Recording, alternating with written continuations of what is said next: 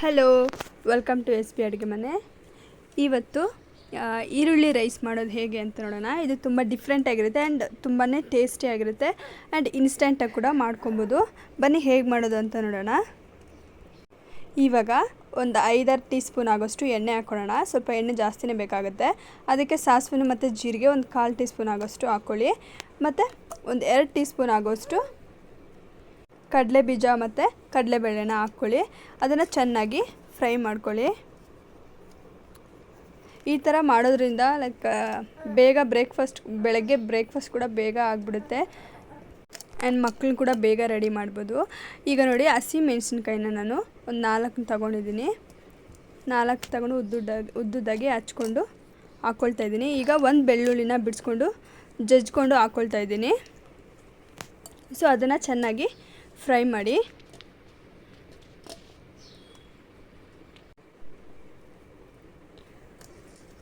ಈ ಥರ ಚೆನ್ನಾಗಿ ಫ್ರೈ ಮಾಡ್ಕೊಳ್ಳಿ. ಎಣ್ಣೆಲಿ ಎಷ್ಟು ಫ್ರೈ ಮಾಡ್ತೀರೋ ಕಡಲೆ ಬೀಜನ ಅಷ್ಟು ಚೆನ್ನಾಗಿರುತ್ತೆ, ಕ್ರಿಸ್ಪಿ ಆಗಿರುತ್ತೆ. ನೀವು ತಿನ್ನಬೇಕಾದ್ರೆ ಬಾಯಿಗೆ ಚೆನ್ನಾಗಿ ಕ್ರಿಸ್ಪಿ ಆಗಿರುತ್ತೆ.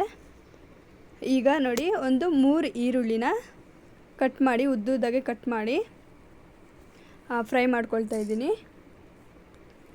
ಅದನ್ನು ಚೆನ್ನಾಗಿ ಎಣ್ಣೆಯಲ್ಲೇ ಫ್ರೈ ಮಾಡ್ಕೊಳ್ಳಿ. ಇಲ್ಲಿ ಗೋಡಂಬಿನ ಯೂಸ್ ಮಾಡ್ತಾಯಿದ್ದೀನಿ. ಆ ಗೋಡಂಬಿ ತಿನ್ನಬೇಕಾದ್ರೂ ಅಷ್ಟೇ ಚೆನ್ನಾಗಿ ಬಾಯಿಗೆ ಸಿಗುತ್ತೆ. ಸೊ ಆವಾಗ ಫ್ಲೇವರು ಟೇಸ್ಟ್ ಕೂಡ ಚೇಂಜ್ ಆಗುತ್ತೆ. ಸೊ ಅದಕ್ಕೇ ಗೋಡಂಬಿನ ಯೂಸ್ ಮಾಡ್ತಾಯಿದ್ದೀನಿ. ನೋಡಿ ಇಷ್ಟೇ. ಈಗ ಇದಕ್ಕೆ ಏನು ಮಾಡಬೇಕಂದ್ರೆ ರೈಸ್ನ ಆ್ಯಡ್ ಮಾಡ್ಕೊಳ್ಳಿ. ಅದಕ್ಕೆ ನೋಡಿ, ರೈಸ್ನ ಆ್ಯಡ್ ಮಾಡ್ಕೊಂಡಿದ್ದೀನಿ. ನೋಡಿ, ಈಗ ಚಿಕನ್ ಮಸಾಲಾನ ಯೂಸ್ ಮಾಡ್ತಿದ್ದೀನಿ. ರೈಸ್ ಯಾವಾಗ ಹಾಕ್ತೀರಾ ಆವಾಗಲೇ ಚಿಕನ್ ಮಸಾಲಾನ ಹಾಕ್ಕೊಳ್ಳಿ. ಮತ್ತು ಗರಂ ಮಸಾಲ ಎಲ್ಲನೂ 1/4 ಟೀ ಸ್ಪೂನ್ ಆಗೋದ್ರೆ ಸಾಕು. ನೋಡಿ, ನಾನು ಇಷ್ಟು ಅನ್ನಕ್ಕೆ 1/4 ಟೀ ಸ್ಪೂನ್ ಅಷ್ಟೇ ಹಾಕ್ಕೊಳ್ತಾಯಿದ್ದೀನಿ. ಮತ್ತು ಜೀರಾನೂ ಅಷ್ಟೇ, ಜೀರಾ ಪೌಡ್ರು ಅಷ್ಟೇ ನೀವು 1/4 ಟೀ ಸ್ಪೂನ್ ಹಾಕ್ಕೊಳ್ಳಿ. ಇದನ್ನು ಸ್ವಲ್ಪ ಕಡಿಮೆನೂ ಹಾಕ್ಕೊಳ್ಬೋದು, ಯಾಕಂದರೆ ನೀವು ಫಸ್ಟ್ ಒಗ್ಗರಣೆಗೆ ಜೀರಿಗೆ ಹಾಕಿರ್ತೀರಲ್ಲ. ಸೊ ಅದಕ್ಕೆ ನೋಡಿ, ಅರಿಶಿನ ಪುಡಿ ಮತ್ತು ಧನಿಯಾ ಪುಡಿನ ಹಾಕ್ಕೊಳ್ತಾಯಿದ್ದೀನಿ. ಅದು 1/4 ಟೀ ಸ್ಪೂನ್ ಅಷ್ಟೇ ಹಾಕ್ಕೊಂಡು ಚೆನ್ನಾಗಿ ಮಿಕ್ಸ್ ಮಾಡಿ. ನೋಡಿ, ಇವಾಗ ಎಲ್ಲ ಚೆನ್ನಾಗಿ ಮಿಕ್ಸ್ ಮಾಡಿದ್ದಾದಮೇಲೆ ಯಾವ ಥರ ಬರ್ತಿದೆ ನೋಡಿ, ತುಂಬಾ ಚೆನ್ನಾಗಿದೆ. ಆ್ಯಂಡ್ ಫ್ಲೇವರ್ ಕೂಡ ಅಷ್ಟೇ ತುಂಬಾ ಲೈಕ್ ಎಗ್ ರೈಸ್ ಥರನೇ ಸ್ಮೆಲ್ ಬರುತ್ತೆ. ವೆಜ್ ರೈಸ್, ಎಗ್ ರೈಸ್ ಯಾವ ಥರ ಇರುತ್ತೆ ಅದೇ ಥರನೇ ಸ್ಮೆಲ್ ಬರುತ್ತೆ. ತಿನ್ನೋದು ಕೂಡ ಚೆನ್ನಾಗಿರುತ್ತೆ. ಆ್ಯಂಡ್ ಲಾಸ್ಟಲ್ಲಿ ಉಪ್ಪನ್ನ ಸೇರಿಸ್ಕೊಳ್ಳಿ. ಉಪ್ಪನ್ನ ಅಷ್ಟೇ ನೋಡ್ಕೊಂಡು ಹಾಕ್ಕೊಳ್ಳಿ, ಯಾಕಂದರೆ ಅನ್ನಕ್ಕೆ ಫಸ್ಟೇ ಹಾಕಿರ್ತೀರಿ. ಸೊ ಅದಕ್ಕೆ ನೋಡಿ, ಈಗ ರೆಡಿಯಾಗಿದೆ ಈರುಳ್ಳಿ ರೈಸ್.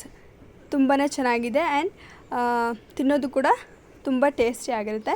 ಆ್ಯಂಡ್ ಯಾರ್ಯಾರು ನನ್ನ ವೀಡಿಯೋನ ನೋಡಿ ಸಬ್ಸ್ಕ್ರೈಬ್ ಆಗಿಲ್ಲ, ದಯವಿಟ್ಟು ಸಬ್ಸ್ಕ್ರೈಬ್ ಆಗಿ ಇದೇ ಥರ ಸಪೋರ್ಟ್ ಮಾಡ್ತಾಯಿರಿ. ಆ್ಯಂಡ್ ಒಂದು ಲೈಕ್ ಶೇರ್ ಮಾತ್ರ ಮಾಡೋದು ಮರಿಬೇಡಿ. Thank you so much for watching. Keep supporting.